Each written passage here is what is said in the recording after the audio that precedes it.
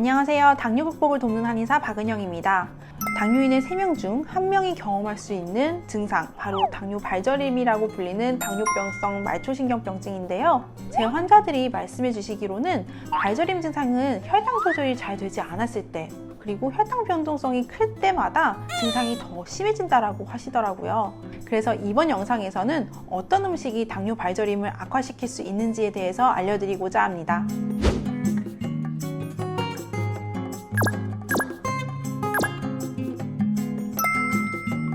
제가 보기에는 당뇨인들이 가장 피해야 하는 음식은 술이지만 술만큼이나 조심해야 하는 것이 바로 액상과당인데요. 액상과당은 설탕보다 달지만 제조 원가가 저렴하고 가공이 쉬워서 국내외 식품업계에서 널리 쓰이고 있습니다. 명칭에서 알 수 있듯이 과당을 물에 녹인 것으로 다른 당에 비해서 체내 흡수 속도가 그 어떤 당류보다 빠르고요. 빨리 소화와 흡수가 되는 특징 때문에 혈당을 급격히 올리고 혈당의 변동성을 유발하게 됩니다. 이 외에도 다음 3가지 이유로 액상과당의 섭취를 주의하셔야 하는데요. 첫 번째, 인슐린 저항성을 높여 쉽게 살이 찌는 체질로 변화시킵니다.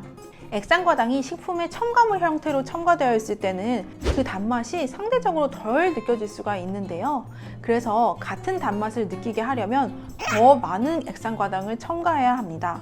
액상과당은 소화 흡수 과정을 거치지 않아서 체내에서 빨리 흡수가 되고 상대적으로 인슐린은 더 많이 분비되게 되죠. 급격히 오른 혈당이 더 많은 인슐린을 분비하게 되는데요. 높아진 혈당이나만큼 많이 분비된 인슐린 때문에 인슐린 저항성은 더 커지게 됩니다. 인슐린은 에너지를 체내에 저장시키는 역할을 하므로 지방 저장 호르몬이라고도 불리는데요. 인슐린 수치가 증가될수록 각 기관에 지방을 축적해서 결국 살이 쉽게 찌는 체질로 변하게 됩니다. 내장 지방의 축적은 다시 지방간을 유발하고 지방간은 다시 인슐린 저항성을 유발하기 때문에 악순환이 반복이 되는 것이죠.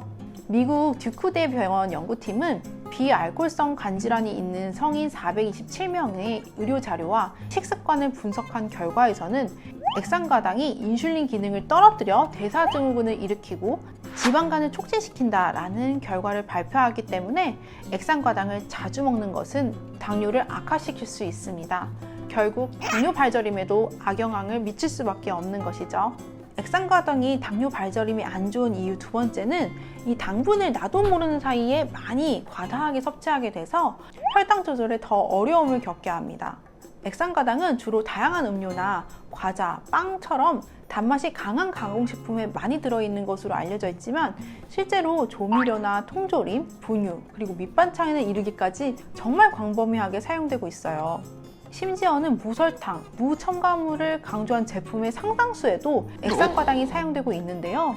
우리가 인식하지 못하는 부분에 이르기까지 아주 광범위하게 사용되는 점을 감안하다 보면 사실 설탕보다 액상과당을 통해 더 많이 당을 섭취하고 있는 건 아닐까 싶은데요.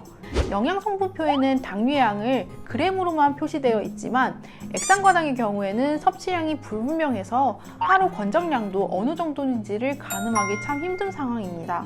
단당류를 많이 먹다 보면 뇌에서는 도파민 분비를 억제해서 중독성을 일으키기 때문에 단맛에 더 기울어질 수가 있고요. 심혈관 질환의 위험성도 더 증가될 수 있습니다. 셋째, 액상과당을 과잉 섭취할 경우 당독소가 더 많이 생기게 됩니다. 과일에도 사실 과당은 존재한데요.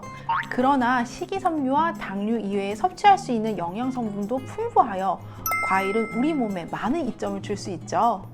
그러나 액상과당처럼 포도당만 분리되어 있으면 같은 양을 먹어도 체내 흡수가 정말 빠른데요. 액상과당은 다른 당류에 비해 당과 혈중 단백질이 반응하는 당화 반응을 무려 10배나 더 빠르게 증가시킨다고 합니다. 그래서 당 독소라고 불리우는 최종 당화 산물을 더 많이 만들어서 염증 반응도 더 활발하게 일으키죠. 그래서 당독소는 당뇨 발저림 등의 당뇨 합병증의 원인으로도 지목되고 있습니다. 여러분이 액상과당을 줄이기 위해서는 최대한 가공식품의 섭취를 줄이셔야겠고요.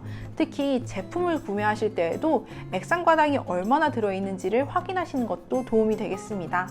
액상과당은 옥수수 녹말을 분해해서 만들어서 옥수수 시럽이라고도 불리고요.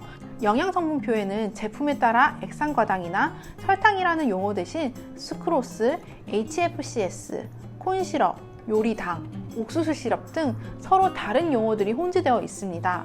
이 외에도 정말 다양하게 표기되어 있으니 참고하셔서 액상과당의 섭취를 꼭 줄이실 수 있기를 바랍니다. 당뇨 발저림은 술, 액상과당과 같은 나쁜 음식을 더 적게 먹으면서도 잘 관리할 수 있습니다. 이와 더불어서 당뇨 발저림을 유발하는 근본 원인을 치료한다면 우리 모두 당뇨 발저림을 건강하게 극복하실 수 있으리라 봅니다. 여러분이 건강하게 당뇨 발저림을 극복하실 수 있기를 응원하겠습니다. 감사합니다.